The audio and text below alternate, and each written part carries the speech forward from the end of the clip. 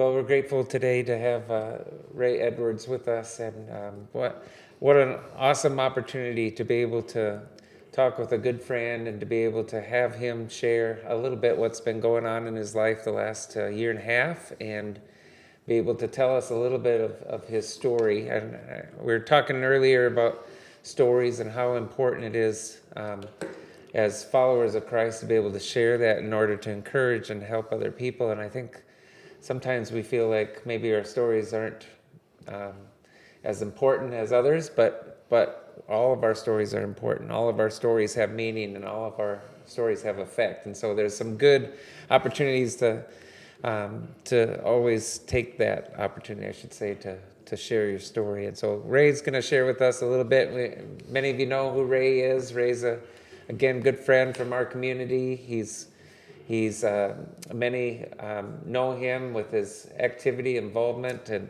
different places. He's a lover of the church, and he cares for the people of the church in this area. And he's helped us out a lot of times out at basketball games and different sporting events and things, and just always willing to help out this community. And so we're going to hear a little bit from him and to have him talk to us a little bit. So welcome, Ray.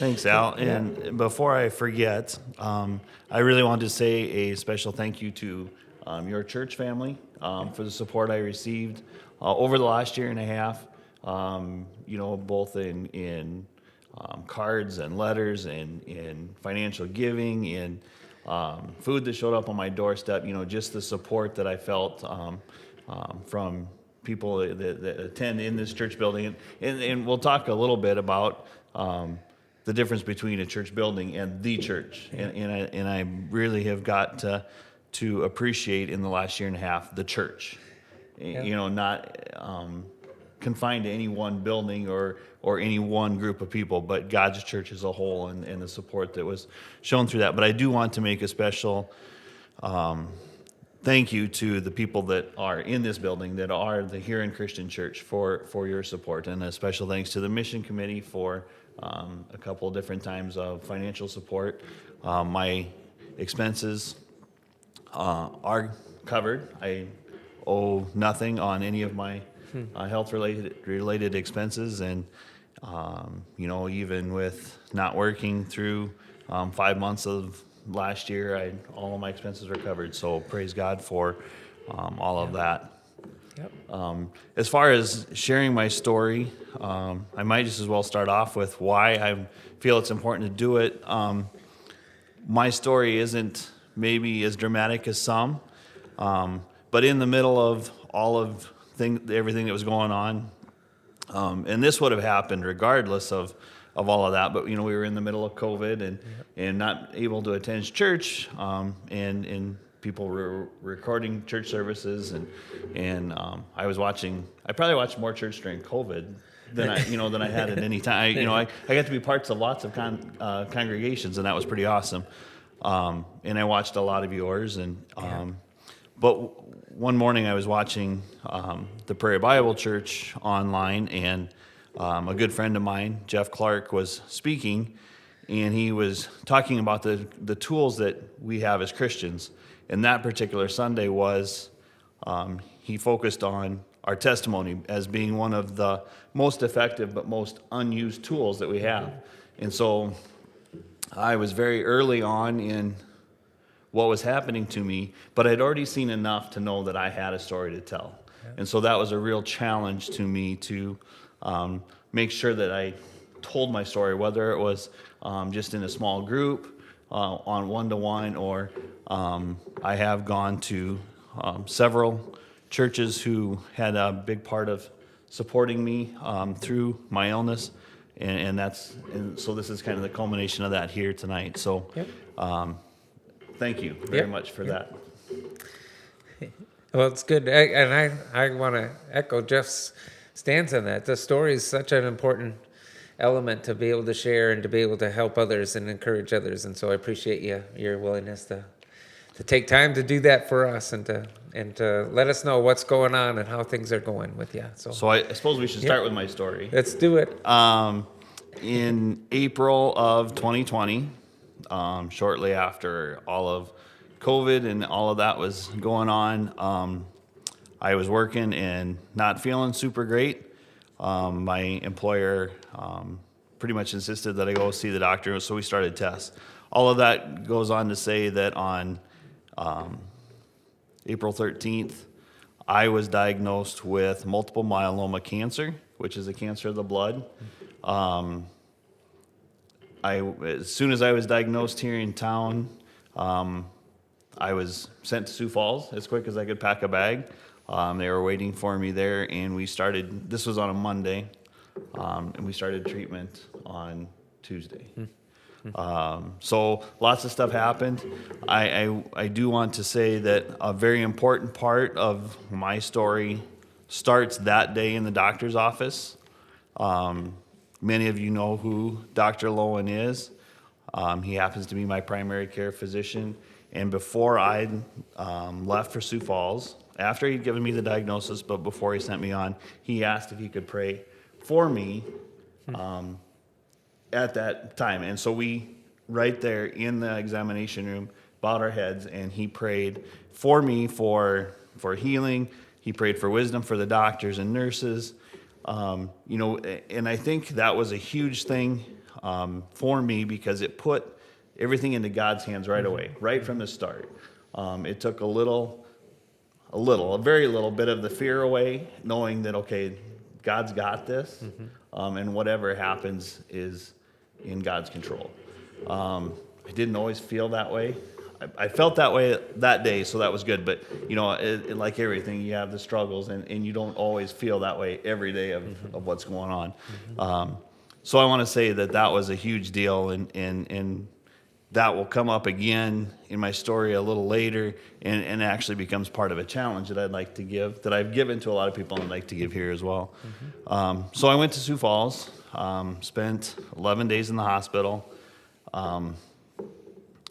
started doing tests. I didn't get any sleep Monday night because they were poking and prodding and doing tests, and doctors coming in and out and going to different rooms or different floors of the hospital for scans and all that kind of stuff. So not much sleep going on. They come in Tuesday morning and say, well, we're going to do a bone marrow biopsy, and then we're going to start chemo. He told me at that time, he said, you are a very, very sick man. I don't think you realize how sick you are. My kidneys had all but shut down. My blood work was not good at all. We hadn't done the bone marrow biopsy yet, but when we got that back, of course, that confirmed how poor things were. When that came back on Wednesday, 81% of the cells from my bone marrow were cancerous.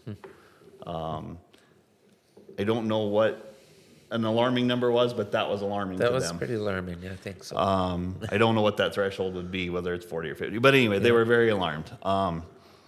They told me at that time, if we can get this under control, and he says, and it's an if, we will look at doing, our ultimate goal is to do a transplant, a stem cell transplant, and we're probably looking at the February, March timeframe. So remember February, March, because it's important for what's coming up. So we did a lot of different treatments. I was in the hospital because of my kidneys. Most of the cancer stuff we could have got kind of done in a day or two, and I could have started the outpatient treatment right away. But because of my kidneys, that's why the extended hospital stay. We did a lot of treatments called plasmapheresis, which is a filtering of the blood. It's kind of similar to a dialysis, but different. There were things in my blood that were not able to be measured. It was off the charts. And this was beginning to filter that out to get that into a controllable realm of whatever you want to call it. So that was why the extended hospital stay. That went better than they expected. It didn't go good, but it went better than they expected. So after 11 days, I was able to come home.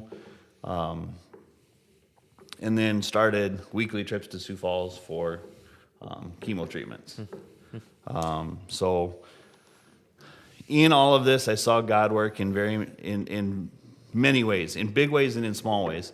And probably one of the most impressive ways that is kind of a small detail, but very important detail is that I can't stress the importance of God taking care of this enough. But he took care of my health insurance. We all switched through all of the health insurance debacle and just everybody exiting we all changed plans a whole bunch of times.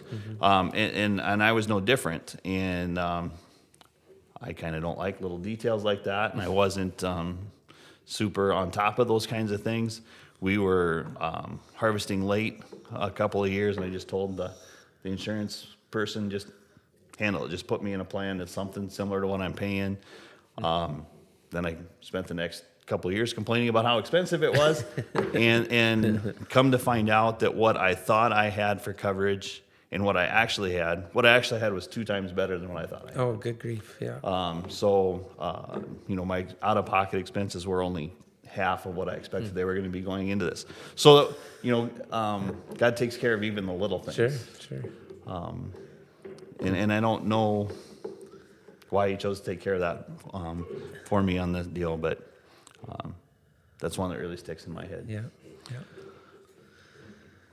So I don't know. Is there anything else we need to talk about before I don't want to just ramble. So that's good. That's some of the background where we're at, right? And I remember that time clearly. I remember, spending lots of time in prayer for you during that time, just to be able to handle some of the things that were coming your way. Just hearing those things and just having that happen so quickly and kind of come to that point in your life and the decisions and the things that you had to make in that time frame. It's just I remember it vividly, even just as an outsider kind of looking in at what's going on. And so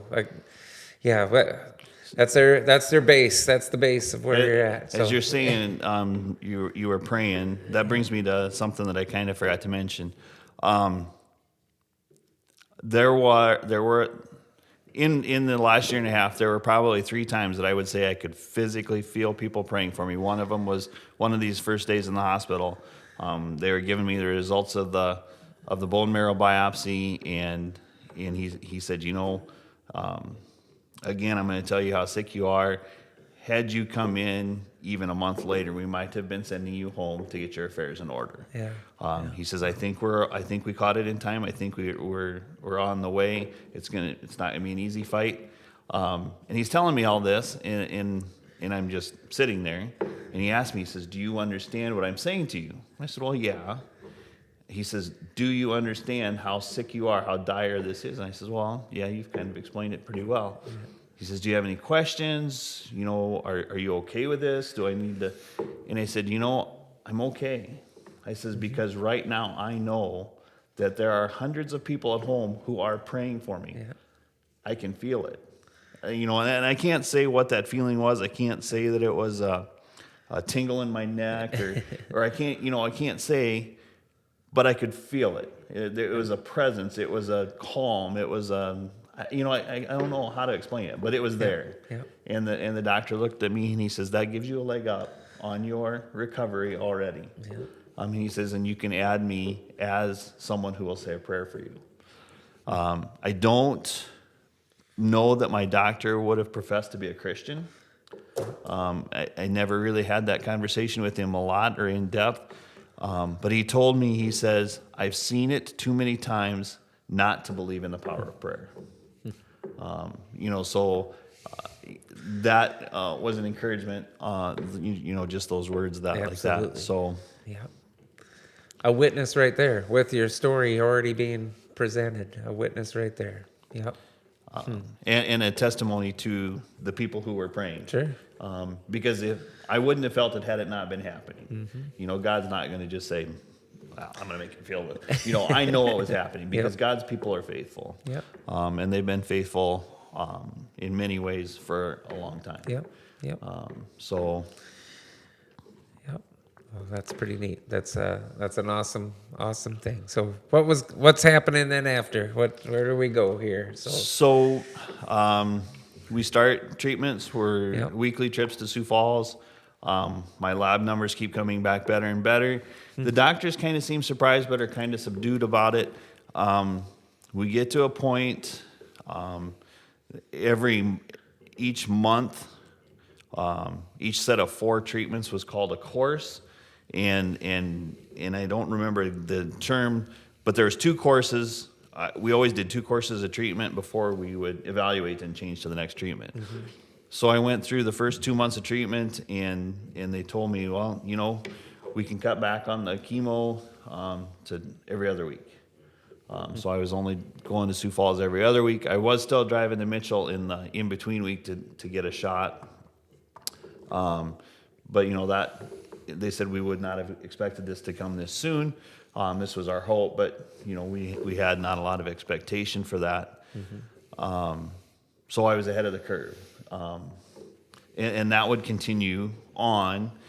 So we got a little farther into that, and I started thinking, well, if we don't do transplant till February, I'm going to have a hard time being ready for spring planting. For those of you who know me, I work on a farm. I enjoy farming. It was rather hard on me to be missing planting, and I'll tell you part of that in a minute. So one of the consultations, I asked the doctor, I says, is there any way we can get this moved up? So I'm ready for spring planting. And he says, we've been talking about that. And he says, I think we can do it in November. And I'm thinking, okay, it's cool. We took a couple months off of the projection, and so we keep going through treatment, and we get to the end of a course, and he says, we're going to change things up a little bit. He says, we're going to start preparing for getting transplant done in the middle of September. And I'm like, oh, that's awesome, except that now I'm going to miss fall harvest. So it's kind of a mixed bag. But, obviously I was happy. But he says, you are so far ahead of the curve. And he says, and we're going to attribute some of that to your age, because I'm 22. I'm 20 years too young to have this diagnosis. The average age of people who are diagnosed with multiple myeloma is mid-60s. I'm not the youngest person to ever have it. I am the youngest person that my doctor has ever treated. So he says, we're attributing some of it to your age, but he says, we can't attribute all of that. And he says that we're attributing the rest to good attitude and other forces. And I says, you mean like prayer? And he says, yes, that's what I mean. God's healing hand, because of the prayer and encouragement of God's people here, put me months and months ahead of the curve and in a way better position than anybody ever thought I would be.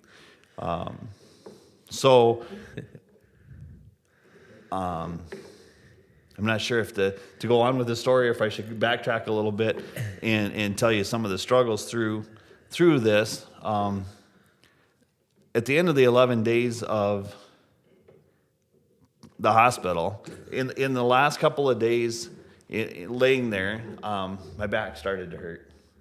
So I was taking a little bit of Tylenol in the hospital, and I actually wasn't getting around very good. It was hard to stand in the shower and things, but I wasn't really telling anybody because I wanted to go home. Yeah. That turned around to bite me a little bit because I got home on a Thursday night, and the only place that I could lay that was comfortable was flat on my back on the floor. I couldn't even lay in bed. I had to lay on the floor. I couldn't sit up. I couldn't walk. I crawled around my house. I'm thinking, why did I even come home? So the next day I go down to Mitchell to do an MRI. One of the things that multiple myeloma does is it robs your body of calcium. So it created lesions in many of my bones, weakening them, and I have a crushed vertebrae that was pinching a nerve. And they said there's just not really much we can do for that. and I probably fought with that for probably about 2 weeks. It kind of got a little better as time went on. You know, they gave me some steroids and things like that to calm things down, but they said that's really all we can do. But it just kind of kept going away and going away, and I was doing stretches and doing things like that, and it just kept getting better and better. And one morning, it was gone. There was no more pain in my leg. There was no more pain in my back. It was gone. Another, I think, answer to prayer, because there was nothing medically they could do. Go a little bit beyond that, and I'm sitting at home because I can't go to work, and I'm talking to a very good friend of mine on the phone, and he'll watch this and know who it is. But and I wasn't feeling well, and I says, I've got to go. I'm going to be sick, and so I absolutely did not. I felt horrible. I didn't really have any telltale signs of anything, but I just felt horrible. So I went to the doctor's office, and they did some tests. And Dr. Lowen looks at me and says, "You're having a heart attack." Oh, good grief.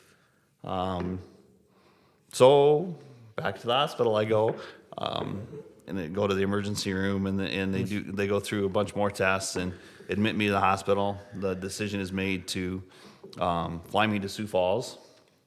I like flying. I don't recommend that trip. It's not AAA advised. It does get you to Sioux Falls fast, though. I bet. Yeah. But here again is where I felt people praying for me when I'm laying there in the Huron Hospital, waiting for the airplane to come to Huron and take me to Sioux Falls. And the other thing that happened is two of the nurses that I know personally came to my room and again prayed with me. Yeah. So I guess I'll take this second, since we talked about this now twice, and this has happened. The challenge that I feel like I can give to people is, we're all really good at saying, "I will pray for you," and we mean it, and we do. Yep. But very rarely do we take the time to stop and grab them by the hand and pray with them. Right. So my challenge is the next time that you have an opportunity is to not only pray for them, but pray with them. Mm-hmm. Because I don't know, I can't explain to people how much of a lift that was for me.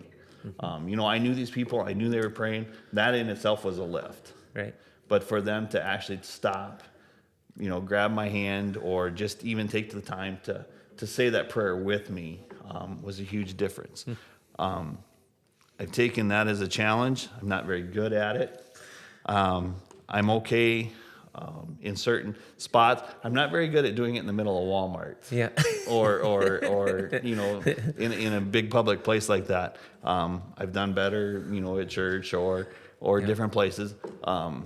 But I've also had it done for me and have tried to do it to text a prayer. Yep. And that, not just text, I'm praying, text an actual prayer. And I hope that has made a difference. So that's one of the challenges that I'd like to kind of present to people. Sure. Based on my experience. Yeah. That's a great example for us, and a great challenge for us too, because I agree that sometimes when we say those things, we have all the intention in the world to do that, but sometimes we don't, because when it's pressing and when it's needed the most is right then and there, and that's the best time to do it. So yeah. I concur with your challenge. I think that's great. So diagnosed with a heart attack. I go to Sioux Falls. By the time I get to Sioux Falls, the symptoms had already subsided. I got there and they ran tests, and they're like, "Well, we don't really even know what to do with you now, because the heart attack seems to be gone. well, there's not a lot we can do invasively because of your chemo treatments and that kind of stuff. So we'll keep you here for observation for a couple days and send me home. So I was there another 3 days. Came home, didn't really have any trouble. They decided they wanted to follow up. I think it was 2 months later. And then, so, we did whatever it took. We went off medicines and things like that so they could do an angiogram. And when they came into the room with the results of the angiogram, he looked at me and he says, I don't know if I can believe this or not. He says, your labs and everything says you had a heart attack. But he says, the angiogram says there's no blockage. He says 0, not even a little bit. He says, I would expect some blockage at your age. Yeah. He says, there is 0 blockage and there's 0 damage to your heart. Oh, goodness. And my numbers, well, obviously they were enough to send me on an emergency flight to Sioux Falls. The enzyme numbers were quite high, and they were alarmed. Even in Sioux Falls, were like they said, that very, very seldom do we see those kinds of numbers, and we can't explain what happened. We don't know if the chemo caused a clot that caused a temporary blockage, or what happened. And I guess in my mind, it's just another answer to prayer, of things that are unexpected, with my story. Yeah, wow. It's that's amazing. That's amazing. So I'm seeing all these really cool things that God is doing, and I'm shortly after this, I'm sitting at home and I'm sitting at my table for breakfast in the morning, and I'm pouting. Spring planting is going on without me. I haven't missed a spring planting in 25 years. I'm not able to leave my house because of compromised immune system and COVID, and I'm sitting at my table and I am pouting. Even with all these things that I've seen in just this short little window before this, I'm having a rough day. And I look over at my refrigerator, and I see an index card, and my pastor really likes index cards. He gives us Bible verses on them. He gives them to us to write our own things on them. And on this one was written, if only or even now, and the reference of John 11:21 and 22. And I looked at that, and I could kind of remember why I had written it down. Pastor was preaching through the book of John, and this was one of those mornings where nothing was really going right. I was running the sound, and of course the PowerPoint wasn't working. Pastor's clicker wasn't working, so I was trying to advance the slides for him on the signal without him saying, advance the slide. So it doesn't really lend itself to paying a ton of attention to the message. But somehow or another, I remember writing that down that day, not knowing why. Yeah. So I look it up that morning, and it just for a little background, it's the story of Lazarus. And verses 21 and 22 is after Jesus has come, after Lazarus has died. And Martha, it says in verse 21, Martha said to Jesus, Lord, if you had been here, my brother would not have died. But even now, I know that whatever you ask from God, God will give you. And so that's Martha. And Mary says the exact same thing in verse 32. She says, Lord, if you'd have been here, my brother would not have died. She didn't go on to say the rest of it. And I got to thinking, so what's my attitude? Is it, if only I didn't have cancer, if only I hadn't had a heart attack, if only I could be out? Or am I putting my trust in God even now? Even now, what you have is the best for me. You will provide for me, and for whatever reason, I didn't stop there. In fact, I backed up from there and went to the beginning of the chapter, And so it's talking about Mary and Martha sending servants to tell Jesus that the one he loves is ill.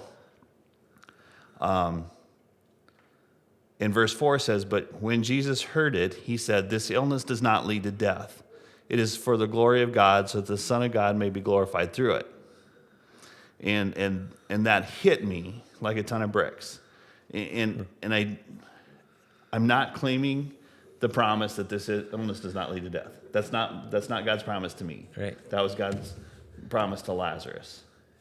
But what it did for me was, it said to me that I don't have to worry because God knows the end. He has the situation in hand. He knows how it's going to end. That's not up to me. It's not for me to worry about. And God will be glorified through whatever is happening. It still made me wish. It didn't make me wish It didn't take away my wish to be out planting or doing all those things, but it did put things in a different perspective. Sure. Yep.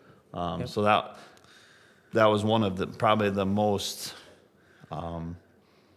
smack me upside the head lessons that God gave me through this deal. And he's given me a few, but that was probably one of the most obvious for me. One of the most surprising, maybe.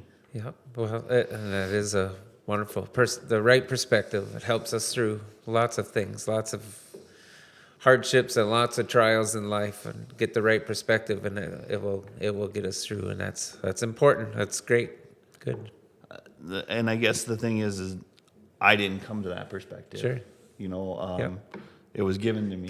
It was. Yep. It was written down on an index card on a day that I had no idea why, or why I would need it at some point. But so this is the card.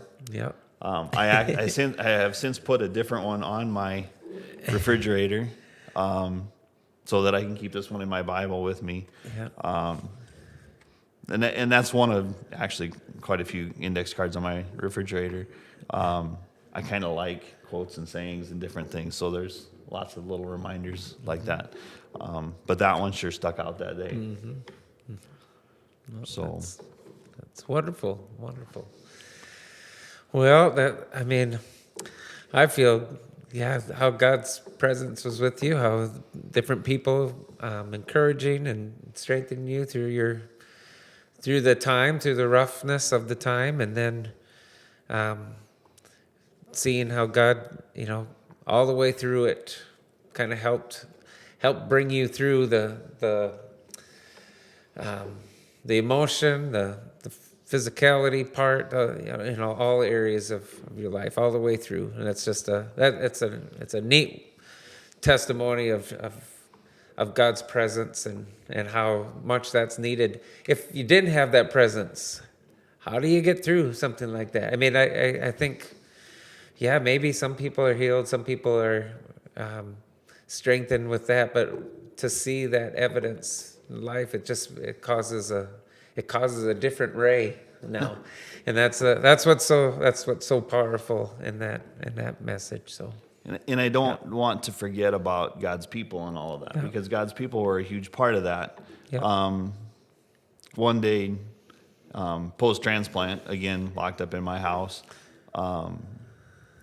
I was just bored. I wasn't feeling bad about myself this time. I was just bored. So I had kept all the different cards and notes that had been sent to me, and I just thought, well, you know what, I'm going to get those out. And I don't know if I was...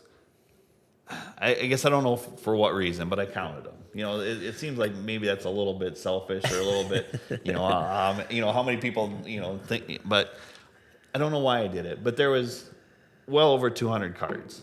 And so I'm sitting there with those cards and I'm kind of looking through them, back to the beginning of the illness and even up to current.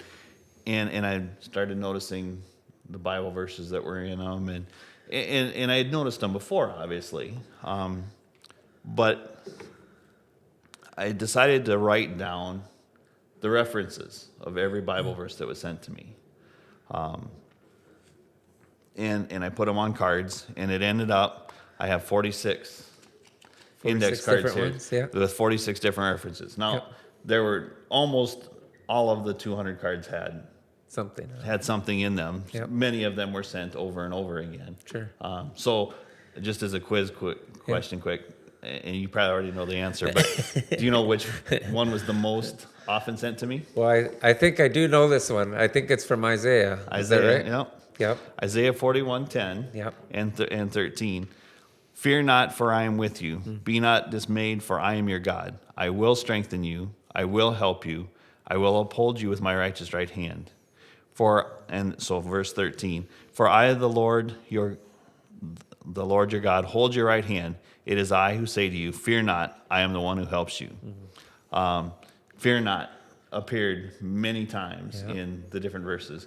So I got to thinking, wonder how many times fear not appears in the Bible. So what did I do? I go to Google.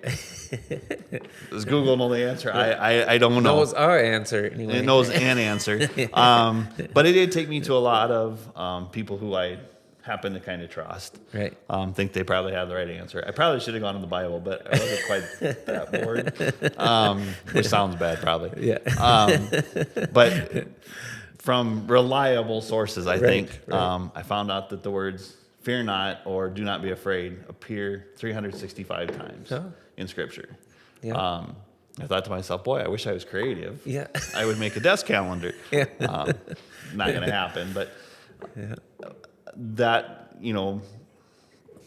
it kind of struck me how many times we have to be reminded to fear not. Yeah. But the other thing that I got out of this, and one of the other verses was Deuteronomy 31:8, it says, it is the Lord who goes before you. He will be with you. He will not forsake you. Do not fear or be dismayed. So do not fear shows up again. But what I really focused on was, I will strengthen you. I will help you. Yeah. I will uphold you. The Deuteronomy says, he will be with you. He will not forsake. Yeah. So I will. Yeah.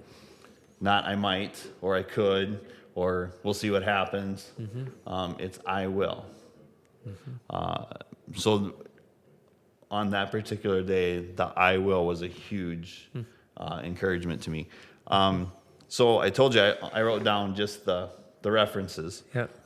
And when I counted 46 of them, I thought, well, I'm going to challenge myself to write out the verse and think about, pray about, meditate on one of those a week. Yep. And that should take me close to a year. Yep. That went really well for a while. You know how that goes. And I've fallen a little behind.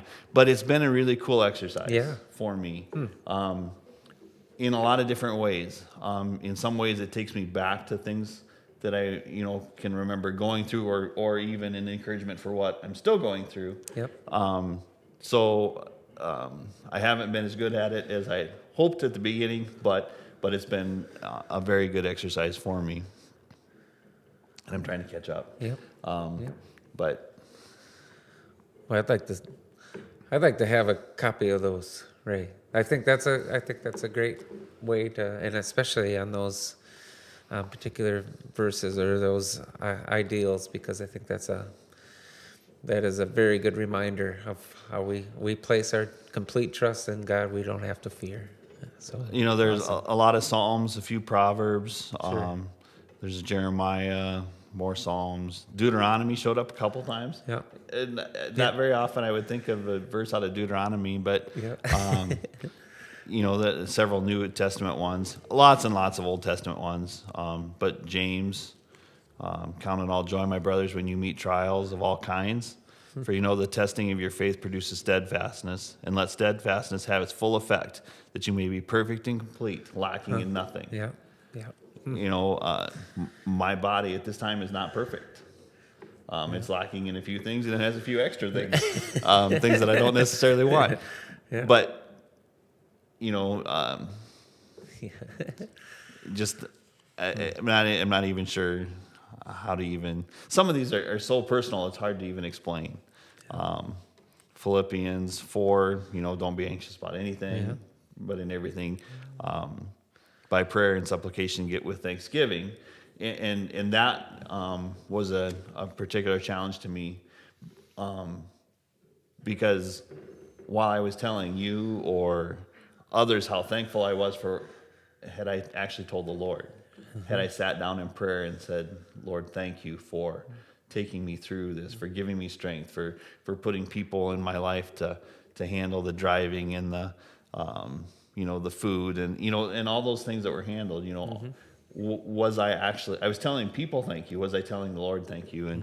And I had to stop and do that. And it's a challenge still, even to this day, to remember to thank the Lord for those things.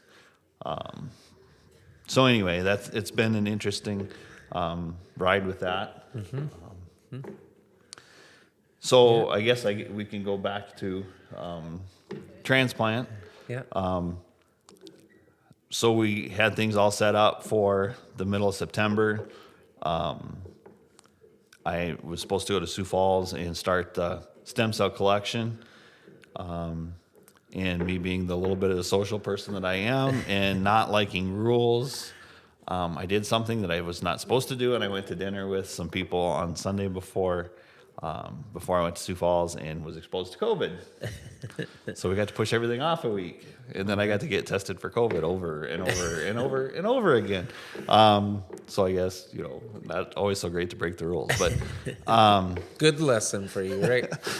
Yeah.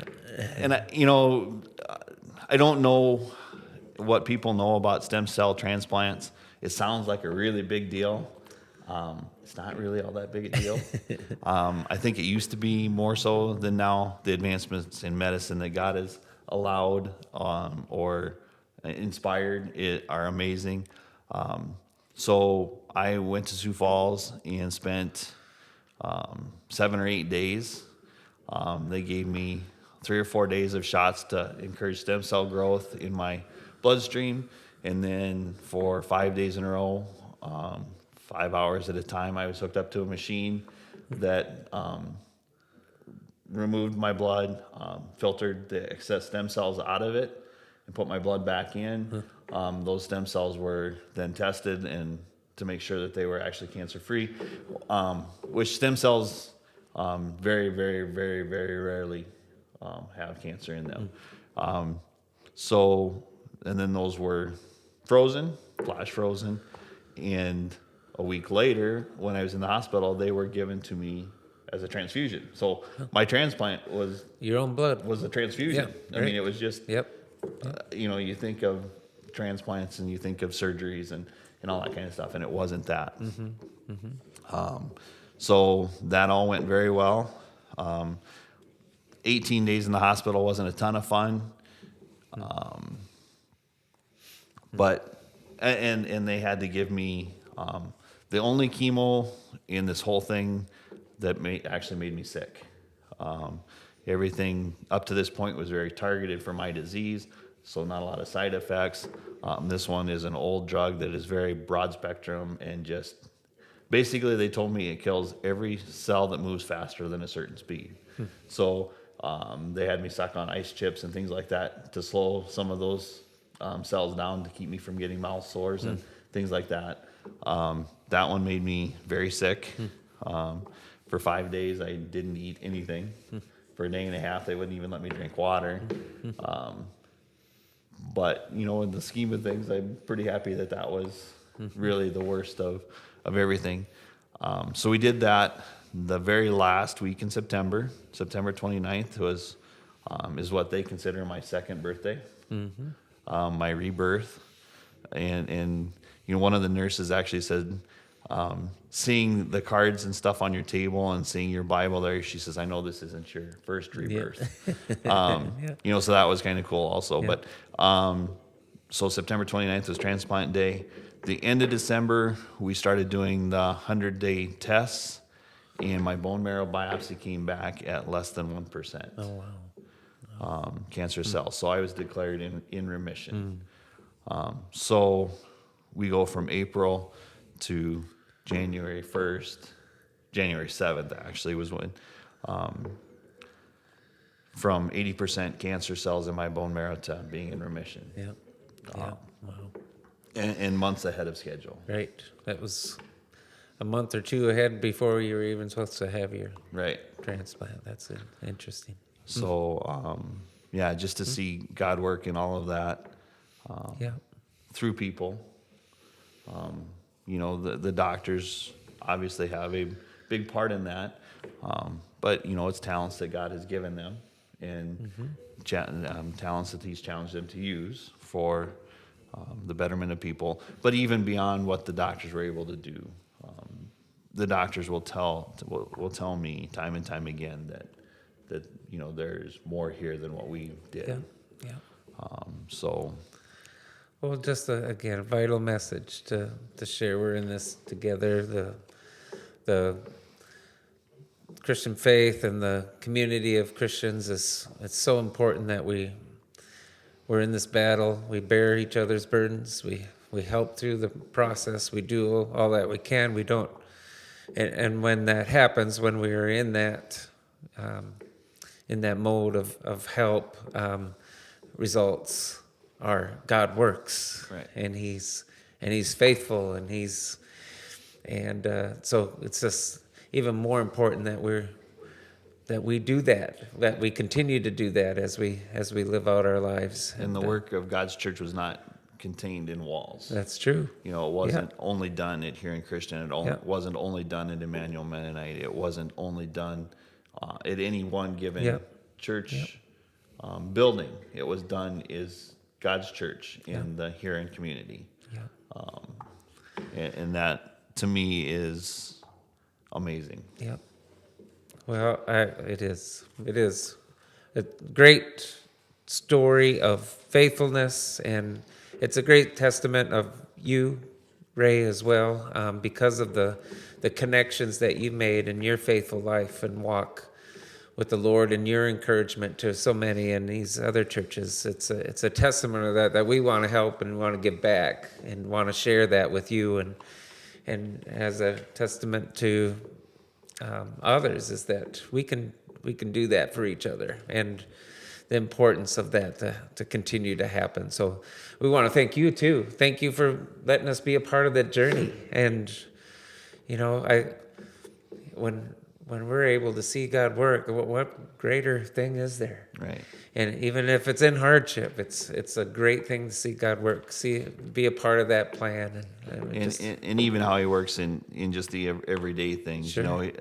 Another story of a smack me upside the head moment was, I'm a typical person, and probably even more typical of a male, is I can do this.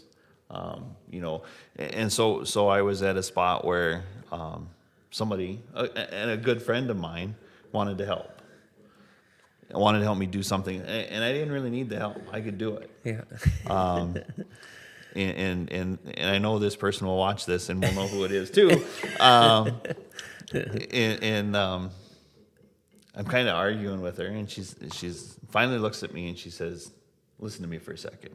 She says, "Why do you do what you do? Why do you volunteer with Journey? Why do you help at James Valley? Why do you work in the church? Why do you help people?" And I said, "Well, I enjoy it." She goes, "Does it make you happy?" And I said, "Well, yeah." She says, "It gives you joy." I said, "Yeah." She looks at me and says, "Stop stealing my joy." There you go. Yeah. Yeah. I had to go out to my pickup and put my head on my steering wheel and just bawl. Yeah. Yeah. So, God uses His people in everyday ways, and even in the little things. Yeah. There's a lot of 2020 that I would love to forget. Sure. There are things that I hope I never forget. Some of the lessons I learned.